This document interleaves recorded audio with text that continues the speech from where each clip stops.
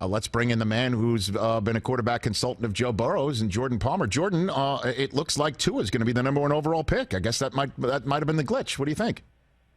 Is that what it is? It's funny. You're telling that story, and it sounds eerily similar to my first fantasy football draft years ago. When we were, internet was kind of a new thing. Spotty. Drafting remotely, and players like T.J. Hushmanzada were getting drafted high, and so all these coaches never got a chance to play fantasy. Now they're seeing what the common folk deal with. I mean, we were, in all seriousness, it does remind me of a fantasy draft, and obviously the NFL does not want it to resemble a fantasy draft, and it doesn't want it to have a moment like we're talking about in our fantasy drafts, but just like in our fantasy drafts, you can stop a clock. To fix some sort of technical glitch, should it happen, life could go on if this does happen on Thursday night, Jordan. You know what I'm saying? Yeah, it's crazy. And you won't have greasy fingers from wings to blame or too many IPAs, like typical fantasy football, draft guys can blame. But, I think it's going to be fascinating.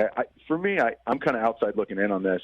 This whole how the draft's going to go down and the effects that this will have on the draft in terms of their inability to get physicals. Some guys are going to go higher than they would have. Yes. Because things would have gone out. Some guys are going to go lower because they didn't get a chance to win over that team in a meeting. So just to watch how it's going to go down, and then the residual effects afterwards it's going to be fascinating. Jordan Palmer here on the Rich Eisen Show. Okay, so how did you get hooked up with Burrow? How does this go down? Did you know him for a long time, or did you start chatting with him during last year at LSU? What's your connection to Joe? Well, I'd heard about him. I'm pretty connected through the Elite 11 with a lot of the high school kids coming out, and a lot of the guys who were playing on Sundays are guys that I saw when they were younger. But with that being said, I see a lot of guys. So Joe didn't necessarily stick out from that standpoint. But as he left and went to LSU, I just kind of followed that. I ran into Coach Orgeron, who was my older brother Carson's. He was the D-line coach at USC. I'm talking about way back. Oh, yeah. Right? So I think the last time I saw Coach O, I had zits and braces, and he sounded and looked exactly the same. So I think that was the last time I saw him. But in the green room, I was there with Sam Darnold and Josh Allen, and he said, "Hey," I made a joke. I said, "When are you going to have a quarterback in this green room?" And he said, 2 years. And so he kind of, I think Joe was just in the transfer portal coming over, whatever it was, and so he was on my radar. I watched 2018 LSU, so not this past season, the season before. And if you really actually watch it, and I watched it in real time. People are now going back and watching tape. If you watch it in real time and you listen to the announcers and you kind of knew what was happening at LSU, Joe was putting the ball on the money. The first half of the season, his stats were bad. The second half, they were good, and so they ended up being at the end. But they led NCAA in dropped passes in 2018. And so there was more there than met the eye. And I know LSU fans were watching the games, but I don't think a lot of other people were. And so when I saw that, I go, man, I want to see this guy in person. So I invited him out to one of my QB Summit camps, which they're camps that I run, and young guys and high school guys come. And, but I always have a couple of college counselors, and it was funny because I had a couple lesser-known college quarterbacks, and no one knew who the Burrow kid was. And so that was just in July. But when I had him out there, he was throwing with Sam Darnold and Josh Allen, some of these older guys that were out there. Mm-hmm. And we all kind of said the same thing. We said, man, this guy's a little different, a little more confident than everybody else, a little more mature. And when you hear him talk about his team, man, it sounds like they got a chance to go on a run. And when I learned more about it, I actually went on a couple different media pieces in July and said, look, there's a kid no one's talking about who's got a chance to go really high in the draft, win the Heisman, win the national championship. So I at least saw the writing on the wall that was potential. I didn't know he was going to do what he did, but there was enough key ingredients there where I think you could see it. So what does he need to work on? Seems like he makes all the throws, Jordan, but what did you see and tweak, and what do you think he brings in terms of the skill set about working on as a professional? Well, I get a chance to spend 3 straight months with these guys, which is the biggest time period from when they start playing football to the end of a 15-year career. The draft phase actually represents the greatest opportunity, in my opinion, to take a step because they don't have school, class, marketing things. Their friends aren't trying to get them to go out. They don't have teammates. They can just focus on themselves. So when I do at that time is I break down into two areas that we're going to focus on. One is what needs to be developed, which is a nice way of saying what needs to be fixed. Yes. And the second one is what just needs to be introduced. Like what have you just not done yet because they didn't ask you to do that? So part of that is coverages that they're going to see. Well, they don't run all the same coverages in the NFL they do in college. And with Joe, they were from week 4 on, they were basically in a 5-man protection every pass play, meaning they only had the 5 guys blocking. They had 5 guys out in a route. And Joe had a lot of protection responsibilities to be able to, to allocate for the rushers that were coming. And so the big part was just getting him caught up on 6-man protections and 7-man protections and play action, all the under center footwork. He was predominantly in gun. So a lot of the stuff I did with Joe was really just introducing him to what he's gonna see. We didn't really spend a lot of time getting him ready for the draft. I spent the majority of the time trying to get him ready to play his rookie year. Okay.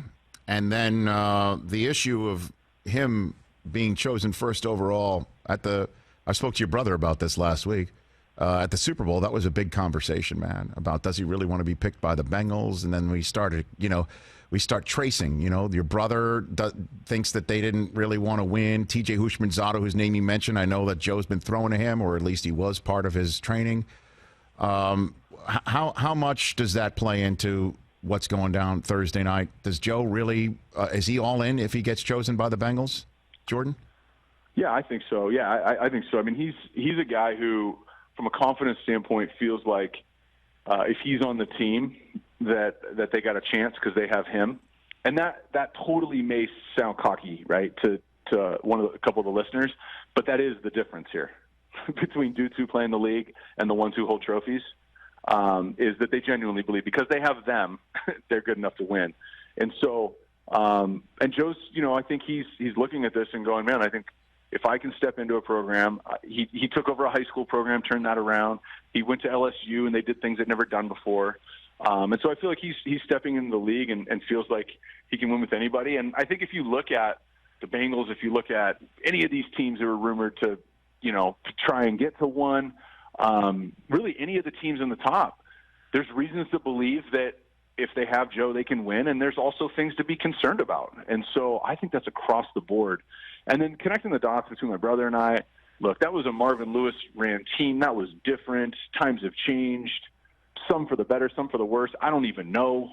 But when you change the regime, things change. And so I don't even know that my opinion even matters because it's from 9 years ago, And so I think Joe's looking at this going, all right, if he's blessed and they take him number 1, he's looking around at a roster he thinks he can win with and a division he thinks he'll be competitive in, and I think he'd look at any situation that way. Jordan Palmer, quarterback consultant, former quarterback in the league, right here on the Rich Eisen Show. So you work with Jordan Love as well. There's been so much comparison between Love and Mahomes. Boy, that sounds unfair, but I'm wondering what you've seen from Love and his skill set that might be Mahomes-like, Jordan.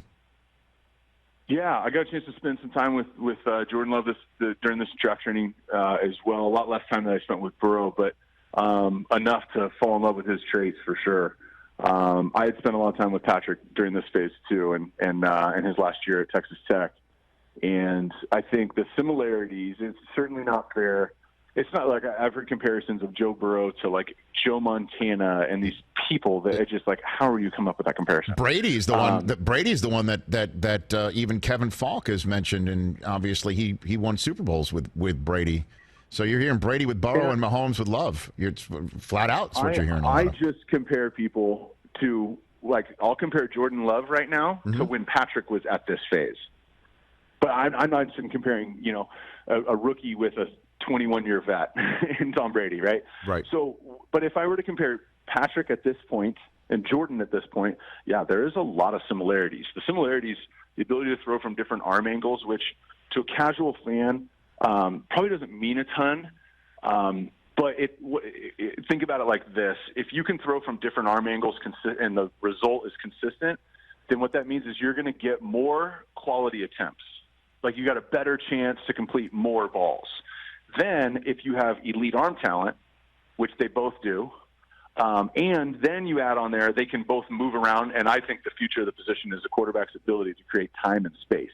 Sometimes that's a yard. Sometimes that's getting outside the pocket. So both of those guys, Patrick and Jordan Love, have the ability to throw from different arm angles consistently with elite arm talent and move. Okay? So there's the part where I would connect those two.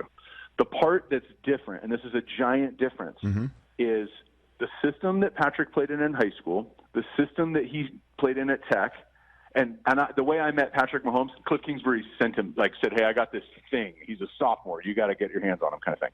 So I had never met the kid till he showed up. And so, but what they ran at Texas Tech, they didn't play a lot of defense. I mean, they had to score 40, 50, 60 points. He had to throw 4, 5, 6 touchdowns. So he just had this. Patrick had so many shootouts his whole life. He was just so much foot on the gas. And then when you don't play defense, you can't turn it over, because if you lose a possession, that's like giving them 7 points. So he also had this balance at Texas Tech where he was aggressive but made good decisions. He didn't throw a lot of picks. The difference with Jordan Love is he didn't play in that prolific offense in high school. He didn't play in that prolific offense in college. Can he do all those things? I think he can do all the same things, but one of the unique traits that Patrick has that not many fans give credit to is the fact that he has been in so many shootouts.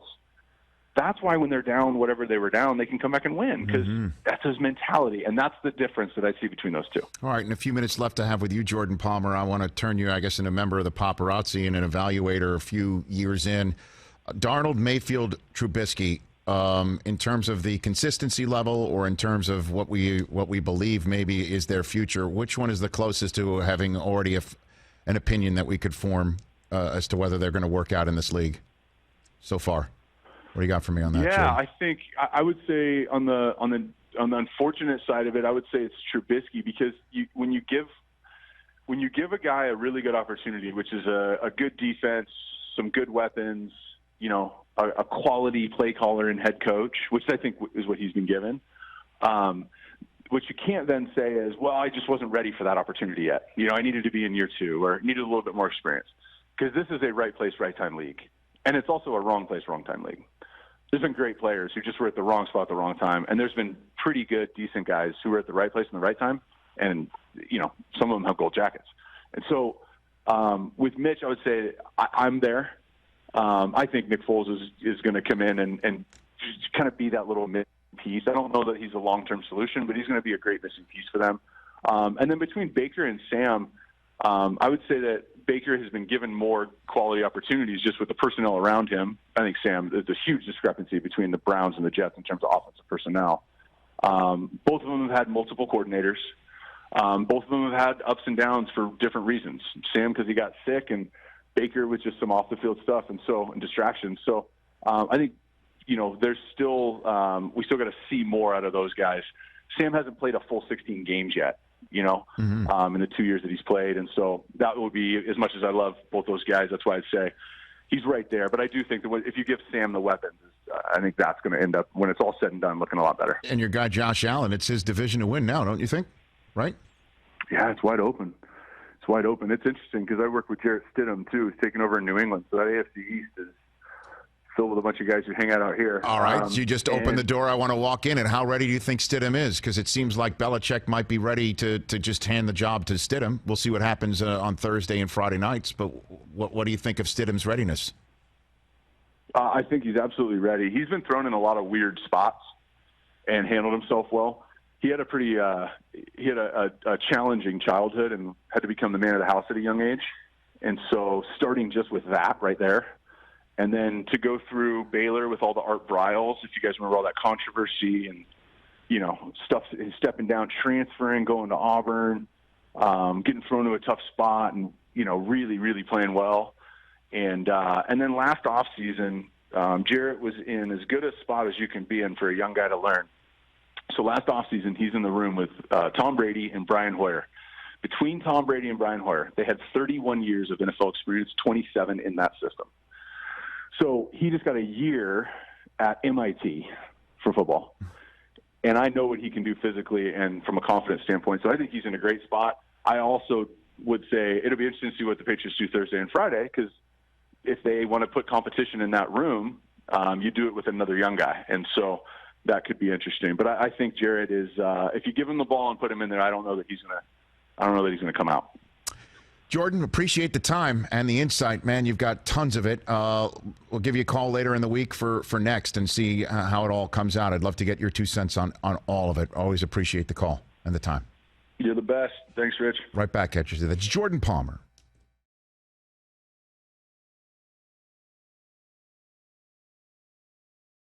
Hi, I'm Mike Tirico, and thanks for watching. Make sure to hit subscribe for the latest news and highlights from NBC Sports.